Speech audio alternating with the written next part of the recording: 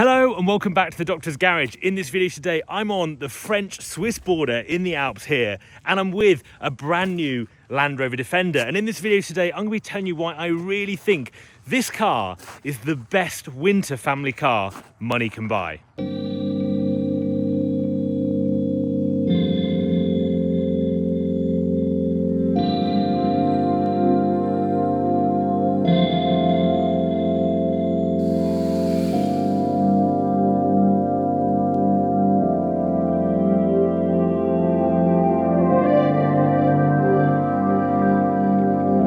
So this is the Land Rover Defender P400e. It's a 2022 model, it's brand new, and actually it's really hard to get hold of in the UK.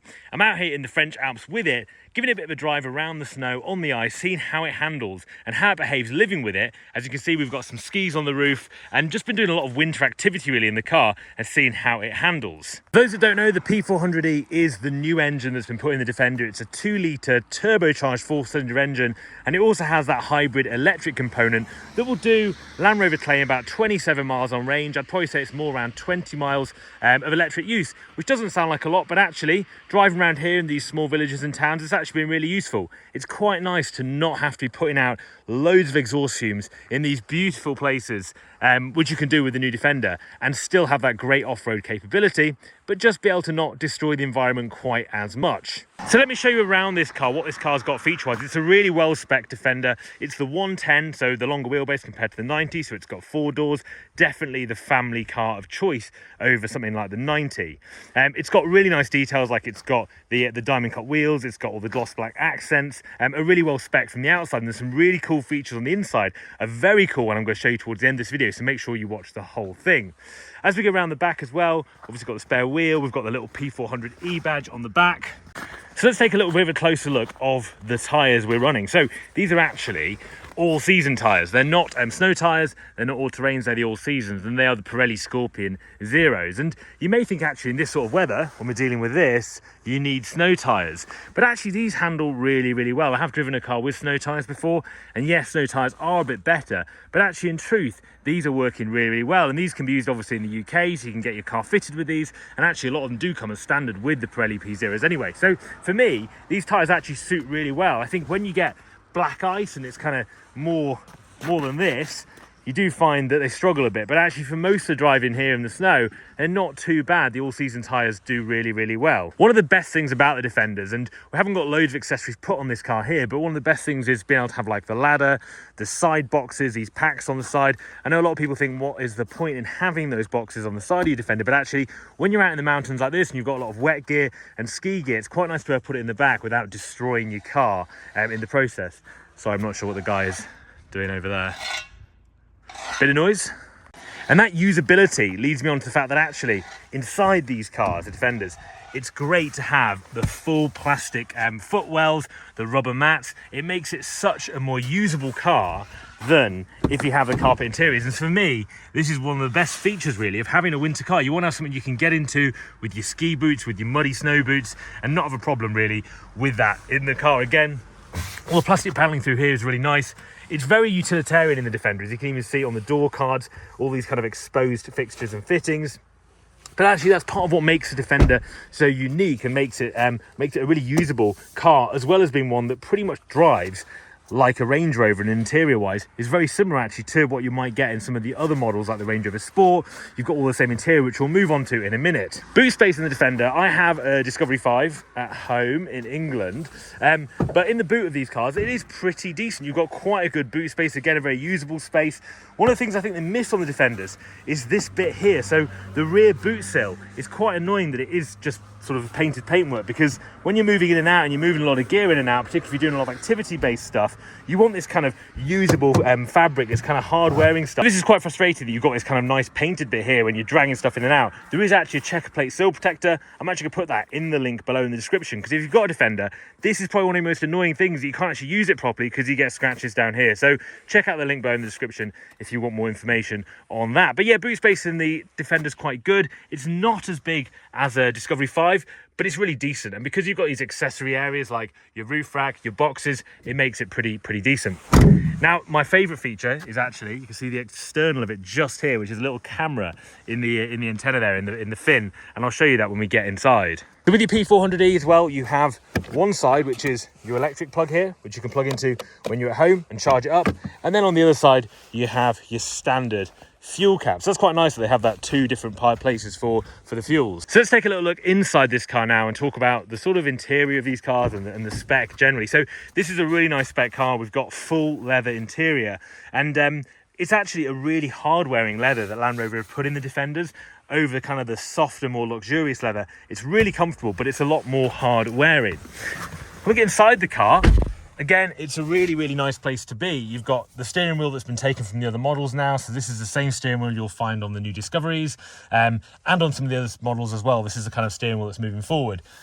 Full digital display, as you can see, we're 85% charged at the moment. And if I put the engine on, it has been plugged in overnight, this car, but it'll give us our range. So we've got there the range of 24 miles, which is pretty decent. Even if we get, say, 15 miles out of that or 20 miles, it's not bad. If you get the fuel plus the electric, 263 mile range, and we're just over half a tank of fuel just here. Inside these cars, I really like the interior. It's very upright. You definitely sit higher than you would in like a Discovery or a Range Rover, and being able to see the bonnet like that really reminds me of what you'd get in like a Discovery 4, or even actually the old Defender. I have a Land Rover Defender TD5 for those that don't watch the channel regularly, and it's got a very similar driving stance to the old Defender. Again, a lot of carry-throughs, like the kind of exposed chassis parts. You've got the metal work there, and you've also got the new Pivi Pro entertainment system as well, which is carried through from the other models too. One of the coolest features about this car is the window wipers. So when you use the window wipers on here and spray, you actually find the jets come out the wiper blades themselves, which makes it so much better for keeping them heated. So when it is a bit cold outside, they don't freeze, but also it means you definitely get it on your windshield. Again, on my old Defender, that definitely isn't the case. I'm in the process of trying to sort that out with a new Optimal sprayer that goes onto the windscreen. So inside, really comfortable car. Great headroom in these Defenders, and you can see the skis straight through there. But great headroom in the Defenders. Definitely, if you're taller, this is actually a better suited car than something like a Discovery even. And in the backs as well, loads of room in the second row. Really like things like the Alpine lights that they've carried through from the old Defender. So inside, a great car. Now, one of my favorite features that I mentioned at the start of this video is the rear view mirror. So you can see the rear view mirror at the moment, standard rear view. If I flick this, it takes you through to a camera. And that is just such a cool feature to have, because in the back of these cars at the moment, yes, you know, we can see through, haven't really got much in the boot there, but when you do start piling stuff in and it's getting a bit dark, it's really hard to see out the back. So having this camera is a really nice feature. And you've also got some settings. You can change the brightness, you can move the camera up and down, and being able to flick between the mirror and the camera is just a really cool feature.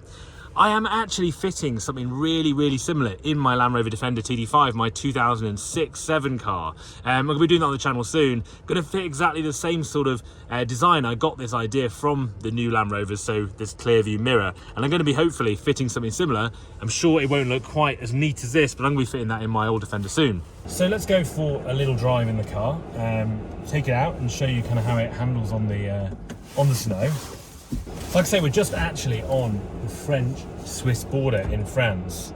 Thankfully, all the rules have just changed to allow us to cross into France from Switzerland from a COVID point of view.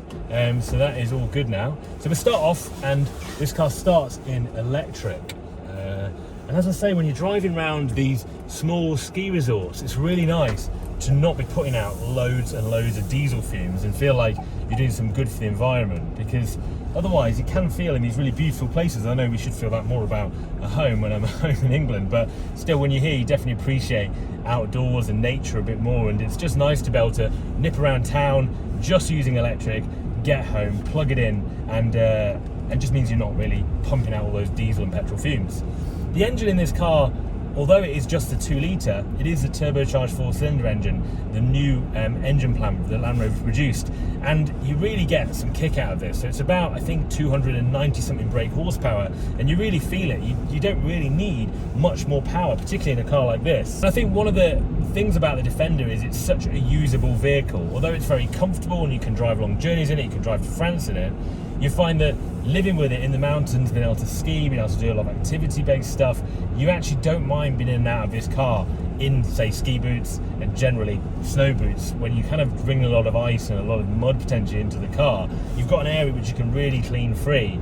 And I know a lot of people complain that the Defender's too luxurious, it's more like what the new Discovery should have been like, and I disagree with that. I really think the Defender suits what it's been designed for. The Discovery 5 has gone more luxurious. I'm sure when Discovery 6 comes out, it'll be even more Range Rover-ish. But for me, that's okay. I think the Defender needed to evolve, and I do have an old Defender that I drive, and you wouldn't want this Defender to be like the old one. It does suit a different market, it has a different purpose, and actually this car is absolutely brilliant.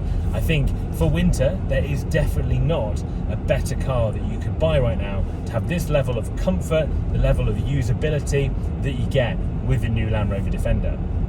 This is where it can get a bit hairy in those all-season tyres when you're coming on this kind of black ice, but actually you can see it handles it really well. It doesn't slide at all. If I'm down on this snow now and I brake suddenly, you get a bit of sliding, but you know what, that's not too bad. You definitely wouldn't get that in snow tyres, but actually as far as this goes, to be able to use a tyre you can use in the dry and on the snow, these are not bad at all. I hope you've enjoyed that video here on YouTube. Make sure you subscribe to the channel because I'm going to be taking this Defender out somewhere very exciting here in the Alps in the next week or so, and it'll be live on my channel very soon. So hit the subscribe button, let me know what you think in the comments below, and I'll see you very soon.